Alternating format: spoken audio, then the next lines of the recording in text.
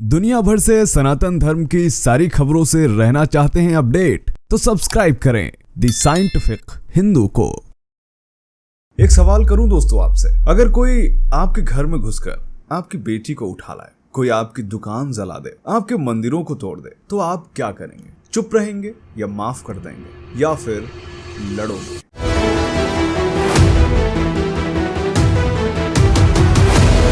अब एक दूसरा सवाल आपके सामने रखता हूं कि अगर एक भिक्षु, एक सन्यासी जिसने दुनिया त्याग दी हो, जो भगवान बुद्ध के मार्ग पे चल रहा हो, वो तलवार उठाने पे मजबूर हो जाए, तो सोचो हालात कितने ज्यादा बुरे रहे होंगे।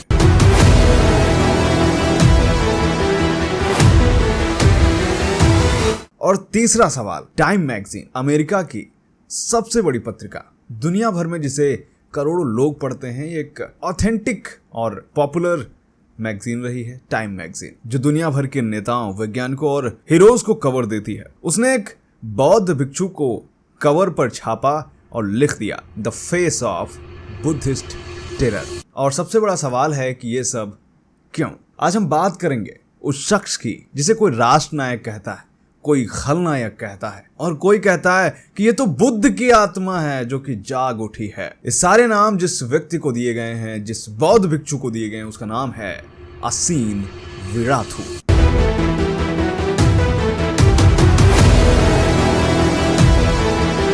तो दोस्तों, सबसे पहले थोड़ा सा कॉन्टेक्स्ट समझते हैं। म्यांमार यानी पुराना बर्मा, ये वो देश है जहां कभी अशोक के बौद्ध धर्म का परचम लहराया था। यहाँ की मिट्टी में बुद्ध की महक है, यहाँ के हर कोने में सोने के स्तूप हैं, हर गली में भिक्षु मिलते हैं।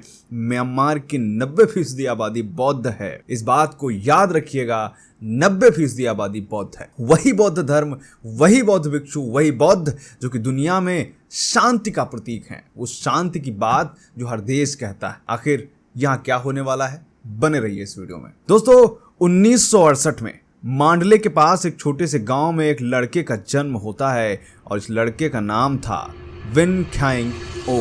14 साल की उम्र में इसने स्कूल छोड़ दिया, घर छोड़ दिया, दुनिया छोड़ दी और चला गया एक मठ में, भगवान बुद्ध की शरण में। और जो 14 साल की उम्र में विन ख्याइंग ओ सब कुछ छोड़ के मठ में गया था, अब वह आसीन विराथू बन के निकलता है।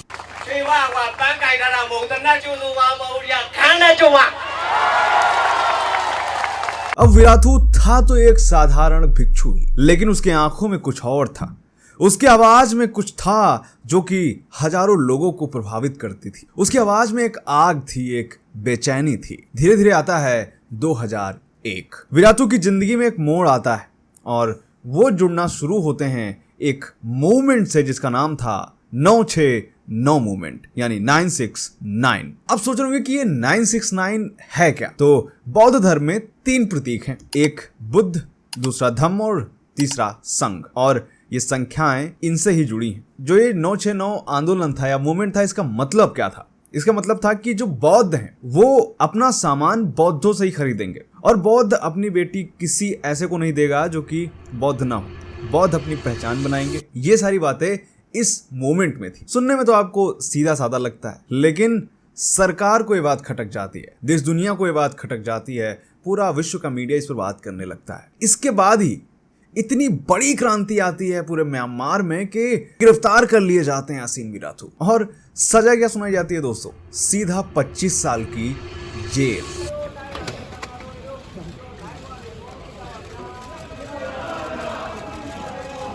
सोचिए कि एक भिक्षु जिसके हाथ में कोई हथियार नहीं था, सिर्फ उनके पास शब्द थे, और उन शब्दों से इतना ज्यादा सरकार डरती है कि उनको 25 साल का कारावास सुना देती है। लेकिन कहानी यहाँ खत्म नहीं होती दोस्तों। धीरे धीरे आता है 2012। म्यांमार में लोकतंत्र की हवा बहती है। आंग सान सू ची नाम की पार्टी का दौर था और इसी माहौल में जो कोशिशें की जा रही थी, आंदोलन हो रहा था, उसकी वजह से विराथू को एक बार फिर से जेल से बाहर करना पड़ता है सरकार को। वो 9 साल जेल में रहे। जब बाहर आए तो दुनिया बदल गई थी। यहाँ पर यूट्यूब था, फेसबुक था, टेक्नोलॉजी थी, सब कुछ था, सोशल मीडिया का जमाना आ गया था। और विराथू इस मौके को भुनाते हैं। उनके भाषण जो पुराने थे वो वायरल होने लग जाते हैं। उनके वीडियोस में लाखों करोड़ों में व्यूज आने लग जाते हैं। और उसमें सबसे ज्यादा वो जिसकी बात करते थे वो था एक वर्ग, नाम था रोहिंग्या। ये वही रोहिंग्या है जिनके अत्याचार की खबरें सोशल मीडिया पर भरी पड़ी। अब इसी रोहिंग्या से इनका पाला पड़ने वाला था, कुछ ऐसा करने वाले थे जो कि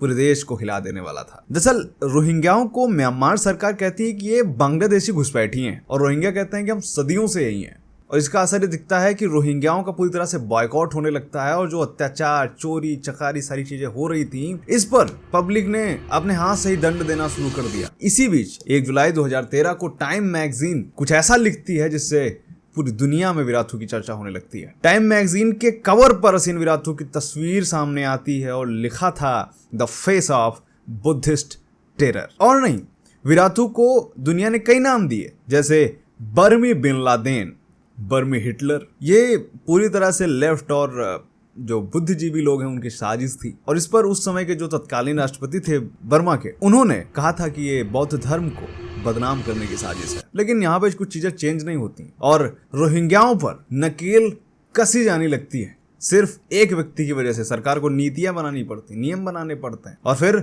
2017 रखाइन राज्य में आग लग जाती है। रोहिंग्या आतंकवादी संगठन ARSA ने म्यांमार की सैन्य चौकियों पर हमला कर दिया। जवाब में म्यांमार की सेना ने ऑपरेशन चलाया और इस ऑपरेशन में करीब 7 से 8 लाख रोहिंग्या बांग्लादेश भाग जाते हैं और उन्हें जबरदस्ती खदेड़ कर उन्हें भगाया जाता है म्यांमार से। और इसमें सबसे बड़ा जो हाथ था वो था असीन विराथू का। बौद्ध लोग सेना के साथ लड़ रहे थे। ये मामला इतना ज्यादा पेचीदा हुआ था कि जहां भी रोहिंग्या दिखते थे, बौद्ध भिक्षु अस्त्र शस्त्र लेकर के उन्हें भगाने का काम करने लगते थे।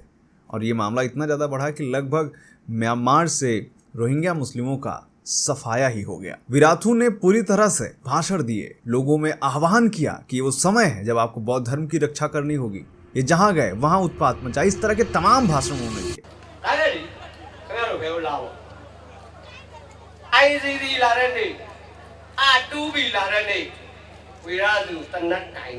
ह्यूमन राइट्स ऑर्गेनाइजेशंस ने विराथू को यह कहा कि उनके भाषणों ने माहौल बनाया। उनके फेसबुक पेज को बैन कर दिया गया। ध्यान रहे 2019 आते आते विराथू म्यांमार में सबसे चर्चित व्यक्ति थे। इसका परिणाम यह हुआ कि सरकार ने उन पर राजद्रोह का मुकदमा लगा करके उनको जेल में डलवा दिया। और होता क्या है कि ये जो गलती थी खुद के पैरों पे कुल्हाड़ी मारने जैसी थी। चुनाव से ठीक पहले ही कुछ समय के अंदर ही म्यांमार में मिलिट्री कूप हो जाता है। सेना ने सत्ता पलट दी और विराथू को जेल से रिहा कर दिया गया और सारे आरोप हटा लिए गए। और अब उनका बड़ा नाम है म्यांमार में। अभी हाल ही में सुदर्शन चैनल पर उनके इंटरव्यू को आपने देखा होगा। जिनको हम हीरो मानते हैं वो आज हमारे साथ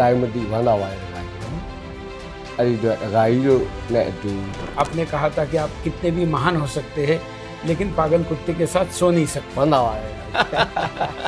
जितनी बर्मा की पॉपुलेशन है उससे ज्यादा लोग आपको भारत में जानते हैं। 8 साल 3 महीने आप जेल में थे।